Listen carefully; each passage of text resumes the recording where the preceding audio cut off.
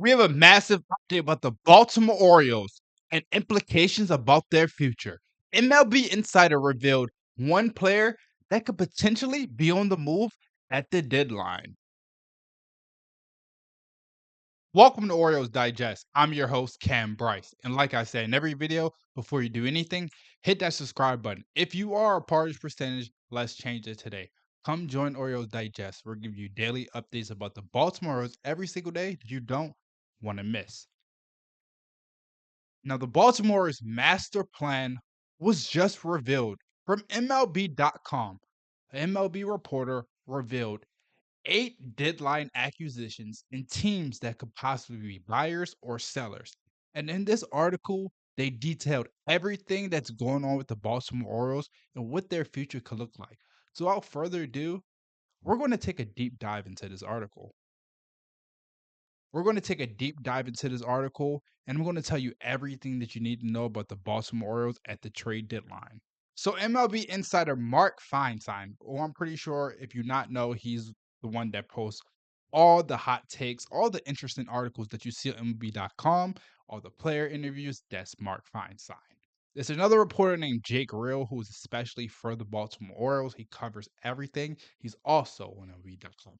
But this article was posted a couple of days ago about all teams and which teams and which players, key players they have that could be thrown at the deadline. Now, I don't know why Sagano's up there because Sagano's a rookie, but we're going to take a deep dive into this article. I'm going to tell you everything that you need to know.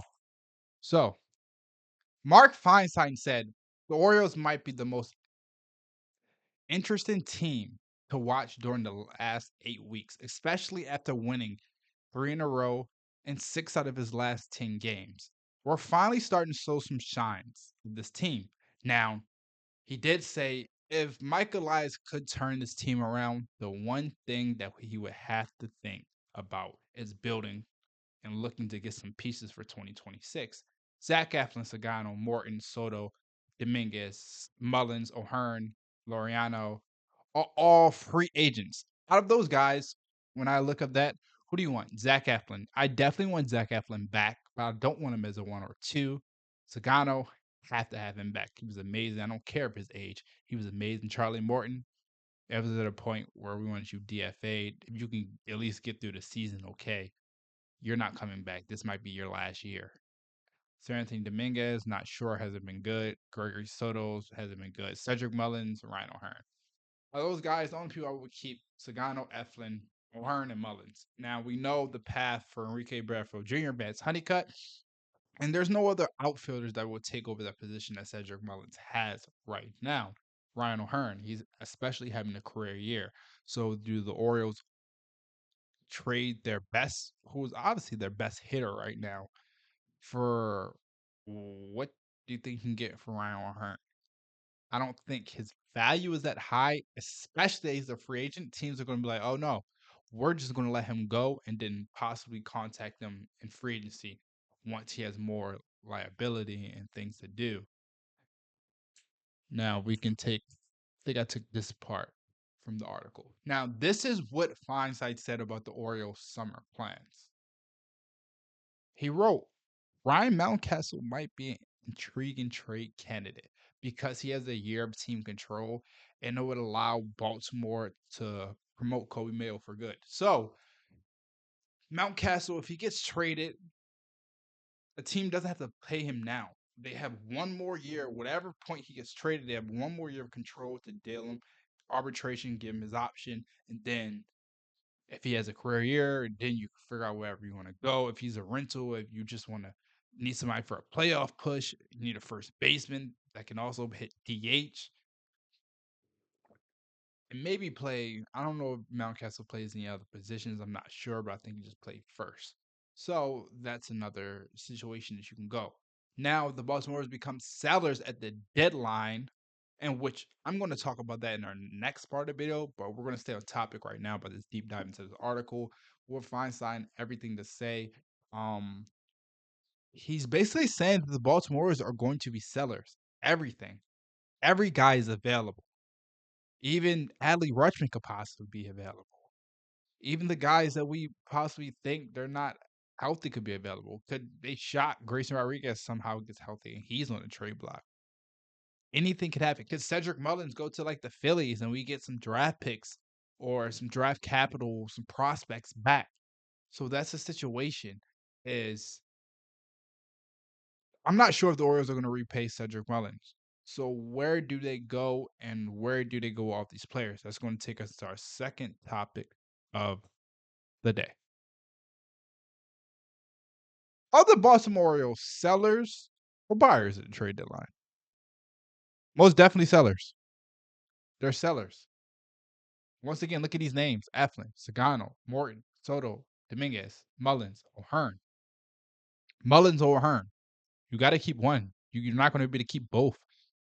So obviously O'Hearn's younger and he's more valuable for right now. I think Cedric Mullins in the outfield playing every day is not what you want. O'Hearn, he can play every day. His splits against left-handers, he's only appeared about 73 plate appearances versus 170 plate appearances against right-handed pitching, but he's hitting around 303, OPS sitting around 860. He hasn't had a home run though, 11 hits, 8 RBIs. All of his home runs come from the rights against right-handed pitchers. Obviously, high 30 RBIs, OPS well over 1,000.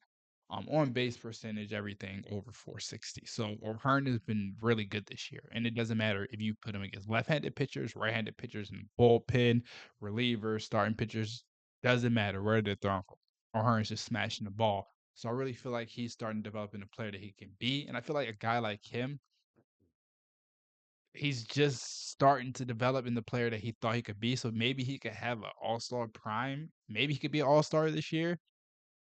Then you got to think about that. His price tag goes up even more. We're not paying O'Hearn close to what you thought you would play Anthony Santander or what Tyler O'Neill is getting because O'Neill has an option, a player option, but he can also. I'm not sure if it's a team option. I think it's a team option. I'm not sure. Somebody got the correct team or player option. I'm not sure right now, but if it's a player option, O'Neill is obviously going to accept that because he hasn't played enough and he's not going to waste 26, $27 million. Now, of the Orioles, you're not going to get this guy back. He's been on IL twice already, so that's another guy you possibly move on from at the deadline. But I don't know if teams will be willing to take that contract, especially when he hasn't played this season. So there's a lot of situations the Baltimore's can go to, but I think the best situation is moving on Cedric Mullins, get him a place that he can call home, and just give him somewhere that he can play baseball. Give him somewhere that he can play baseball and be happy because I think that's the generalization of everything. So for the deep dive and the sellers at the deadline, so we talked about the deep dive. I went into the article and then the sellers at the deadline. I mentioned in finale, Cedric Mullins should be the guy the Baltimore's move on from, give him a chance to win a World Series. And obviously, he's not going to be back next year, so give him a chance to get a big contract while he's still in, I guess, kind of the prime of his career. Well, that's all we have for today, folks. Thank you for joining Orioles Digest once again. I'm your host, Kam Brice. Make sure you hit that like, comment, subscribe. We're giving you daily updates about the Baltimore every single day that you don't want to miss. Have a good night and go O's.